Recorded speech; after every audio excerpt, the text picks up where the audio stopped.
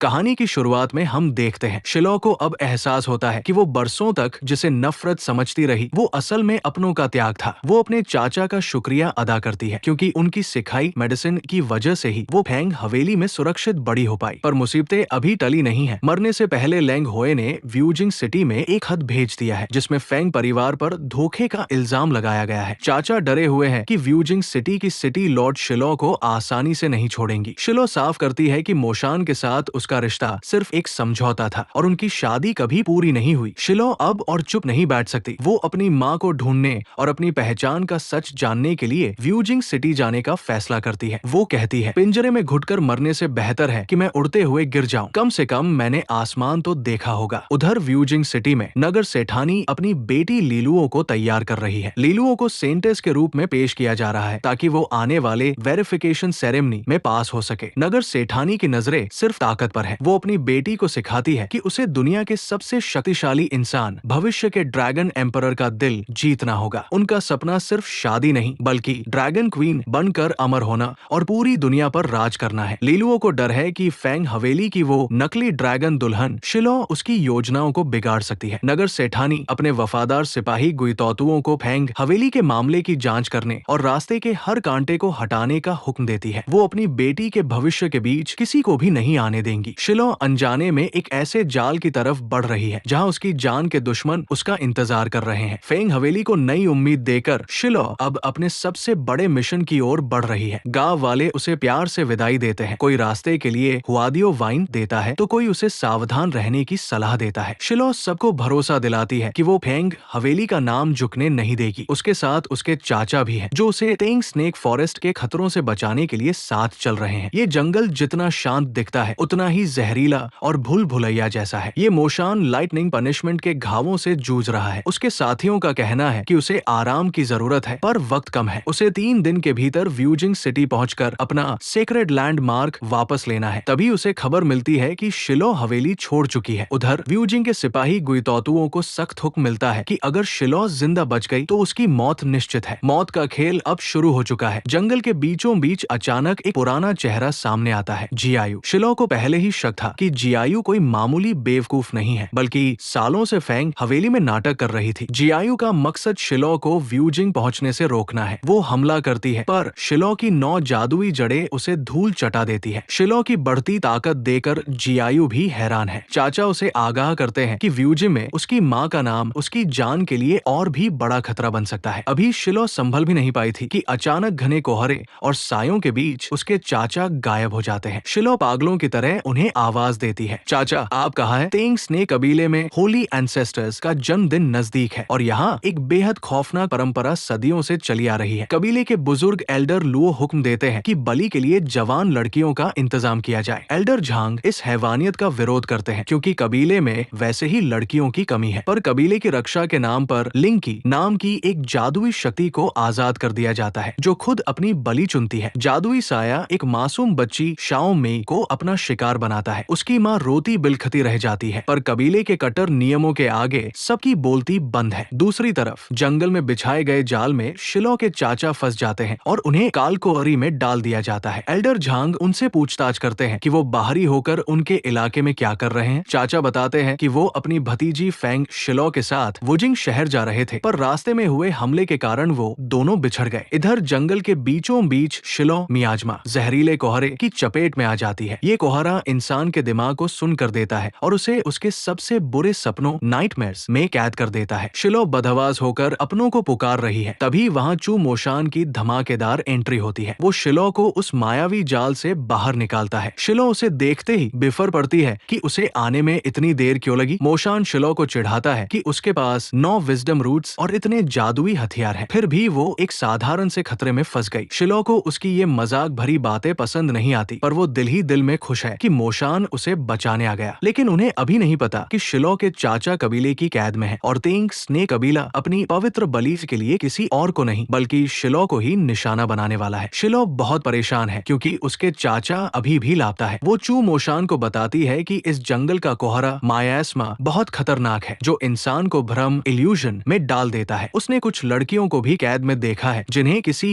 रहस्यमयी पवित्र पूर्वज की बलि चढ़ाया जाने वाला है। मोशान अपने वफादार साथियों फेई युआन और बाई लू को हुक्म देता है कि वो तुरंत जाकर चाचा को ढूंढे। दूसरी तरफ मोशान के साथी इस बात को लेकर उलझन में है कि क्या राजकुमार वाकई शिलो से अपना जादुई निशान वापस ले पाएंगे। उन्हें डर है कि अगर मोशान का दिल पिघल गया तो उन्हें खुद ये काम करना पड़ेगा। जब शिलो और मोशान अकेले होते हैं तो शिलो उसे छेड़ते हुए कहती है कि वो पहले से बदल गया है। वो अब एक पत्थर दिल ड्रैगन नहीं बल्कि धीरे धीरे इंसानों की तरह बर्ताव करने लगा है। मोशान उसकी इन मीठी बातों को मुस्कुराकर टाल देता है। शिलो जब मोशान के उस गद्दार भाई के बारे में पूछती है तो मोशान को अपने पिता के दरबार का वो मंजर याद आता है। मोशान ने अपने भाई निये रोंगजी का मुखौटा उतार दिया था। वो अपने भाई को साफ चेतावनी देता है कि अब उसे दया दिखाने की जरूरत नहीं है। वो जानता है कि उसके भाई ने ही उसकी पीठ में छुरा घोंपा था। रोंगजी कहता है कि असली मुकाबला तो ड्रैगन सम्राट बनने का है। उसे इस बात का कोई पछतावा नहीं है कि उसने अपने सगे भाई की जान लेने की कोशिश की। मोशान समझ जाता है कि ये शांति सिर्फ तूफान से पहले की खामोशी है। उसे न सिर्फ शिलो की रक्षा करनी है बल्कि अपने कबीले के इस अंदरूनी दुश्मन से भी निपटना है। रोंगजी अपने भाई मोशान पर बरस पड़ता है। उसे मोशान की हमदर्दी नहीं चाहिए। वो चीखकर कहता है कि पूरे ड्रैगन कबीले की आंखों में सिर्फ मोशान ही काबिल है और उसे किसी का एहसान नहीं चाहिए। वही मोशान को अपने पिता का वो सख्त हुक्म याद आता है, शिलो को मारो, अपना जादुई निशान वापस लो और वुजिंग की पवित्र कन्या से शादी करो। मोशान के सामने अपनी जिम्मेदारी और अपनी मोहब्बत के बीच एक दीवार खड़ी है। शिलो अपने चाचा को ढूंढ रही है पर तभी उसे झाड़ियों में छिपी एक घबराई हुई लड़की मिलती है। वो लड़की बताती है कि उसे सेक्रेड एंसेस्टर चढ़ाने के लिए चुना गया था। शिलो को पता चलता है कि ये पूर्वज कोई रक्षक नहीं बल्कि एक आदमखोर दरिंदा है जो हर साल कबीले की मासूम लड़कियों को खा जाता है। शिलो का खून खौल उठता है। वो तय करती है कि वो उस गुफा में जाएगी और उस राक्षस का अंत करेगी, चाहे इसके लिए उसे अपनी जान ही क्यों न दाव पर लगानी पड़े। शिलो को उन लड़कियों की हालत देखकर अपनी फेंग हवेली की औरतों की याद आती है जिनकी अपनी कोई आजादी नहीं थी। वो कहती है कि अगर कोई देवता अपनी महानता दिखाने के लिए मासूमों की बलि मांगता है। शिलो मोशान को बताती है कि उसके पिता ने हवेली बचाने के लिए खुद को कुर्बान कर दिया और अब उसके पास सिर्फ उसके चाचा बचे थे जो अब गायब है। वो पूरी तरह टूट चुकी है और उसे समझ नहीं आ रहा कि वो क्या करे। शिलो कहती है कि उसे अब किसी की जरूरत नहीं है क्योंकि जब भी वो मुसीबत में होती है मोशान एक रक्षक बनकर उसके सामने खड़ा हो जाता है। मोशान की मौजूदगी ही उसकी सबसे बड़ी ताकत है। पर क्या ये जोड़ी उस आदमखोर होली एंसेस्टर्स का मुकाबला कर पाएगी? मौत की गुफा उनका इंतजार कर रही है। जंगल के कोहरे में भटकने के बाद शिलो को आखिरकार अपने चाचा मिल ही जाते हैं। चाचा बताते हैं कि उन्होंने कुछ सिपाहियों को मासूम लड़कियों को वुजिंग की तरफ ले जा लेती है कि वो और चू मोशान उस रहस्यमयी पहाड़ी गुफा की जांच करेंगे, जबकि चाचा और बाकी साथी उन लड़कियों को बचाने के लिए गाड़ी का पीछा करेंगे। चाचा शिलो की सुरक्षा को लेकर डरे हुए हैं पर शिलो उन्हें भरोसा दिलाती है कि अब वो कमजोर लड़की नहीं रही। जैसे ही वो गुफा के मुहाने पर पहुंचते हैं शिलो को हड्डियों को जमा देने वाली ठंड का एहसास होता है। ये पवित्र पूर्वज का इलाका है जो हजारों साल पुराने बर्फीले पाताल से बना है। मोशान जानता है कि एक इंसान का शरीर इस ठंड को बर्दाश्त नहीं कर पाएगा। वो बिना सोचे समझे अपनी सबसे कीमती चीज अपनी ड्रैगन पर्ल शिलो के शरीर में उतार देता है। शिलो हैरान रह जाती है क्योंकि ड्रैगन पर्ल एक ड्रैगन की जान और उसकी शक्तियों का केंद्र होती है। शिलो को एहसास होता है कि मोशान की हालत बिगड़ रही है, उसकी नाड़ी कमजोर पड़ रही है। वो पूछती है कि क्या ये ड्रैगन पर्ल की वजह से है। मोशान कड़वा सच छिपाते हुए कहता है कि ये उसकी पुरानी सजा के जख्म है। शिलो को खुद पर बहुत गुस्सा आता है। वो सोचती थी कि ड्रैगन अमर होते हैं और उन्हें कभी चोट नहीं लगती, पर उसे नहीं पता था कि मोशान उसके लिए अपनी जान दांव पर लगा कर आया है। मोशान की अंदरूनी चोटें गहरी है, फिर भी वो शिलो के सामने मुस्कुरा रहा है। शिलो अभी अंधेरे से एक भारी आवाज गूंजती है, मैं इस जगह का स्वामी तेंग स्नेक पवित्र पूर्वज ड्रैगन हूँ। शिलो को डराने की कोशिश कर रहे इस जीव को मोशान एक पल में पहचान लेता है। वो कहता है कि ये कोई ड्रैगन नहीं बल्कि एक जियाओ है जो बस ड्रैगन बनने का ढोंग कर रहा है। मोशान उसे चुनौती देता है कि असली ड्रैगन के सामने आकर माफी मांगे। शिलो उस तथाकथित पवित्र पूर्वज को पकड़कर उसकी जमकर धुलाई कर देती है। वो नन्हा जीव रोने लगता है और खुद को पवित्र पूर्वज हुनबाओ बताता है। शिलो जब उस पर इंसानों का खून पीने का इल्जाम लगाती है तो हुनबाओ भड़क जाता है। वो रोते हुए कहता है, इंसानी खून बहुत गंदा होता है, मुझे तो बस भुना हुआ चिकन पसंद है। वो अपनी गुफा में जमा मुर्गियों और बकरियों की हड्डियां दिखाता है जिससे साफ हो जाता है कि उसने कभी किसी इंसान को नहीं मारा। हुनबाओ खुलासा करता है कि वो पिछले कई सौ सालों से इस जादुई दीवार के पीछे कैद है। यहाँ चीजें अंदर तो आ सकती है पर बाहर नहीं जा सकती। उसे तो ये भी नहीं पता कि कबीले वाले उसके नाम पर लड़कियों की बलि दे रहे हैं। शिलो समझ जाती है कि बलि का ये सारा खेल कबीले कबीले के बुजुर्गों की अपनी साजिश है जिसका हुनबाओं से कोई लेना देना नहीं है। हुनबाओ उन्हें यकीन दिलाता है कि जब तक वो यहाँ है उन्हें खाने पीने की कमी नहीं होगी। शिलो हुनबाओं को ताना मारती है कि वो अपनी कमजोर शक्तियों की वजह से बाहर नहीं निकल पा रहा, पर असली चिंता मोशान की है। मोशान ने अपनी ड्रैगन पर्ल शिलो को दे दी है और अब इस बर्फीली गुफा की ठंड उसकी जान ले रही है। वो धीरे धीरे जमने लगा है। क्या हुनबाओ इस जादुई कैद से बाहर निकलने का कोई रास्ता जानता है या मोशान शिलो को बचाते बचाते खुद बर्फ का बुत बन जाएगा? और इसी के साथ हमारा ये एपिसोड यही खत्म होता है। अगर आपको ये वीडियो को सब्सक्राइब करना मत भूलिए ताकि आप हमारे आने वाले अगले एपिसोड मिस न करें। और अगर आप चाहते हैं कि हम इसका नेक्स्ट पार्ट जल्दी लाएं तो कमेंट में जरूर बताएं नेक्स्ट एपिसोड।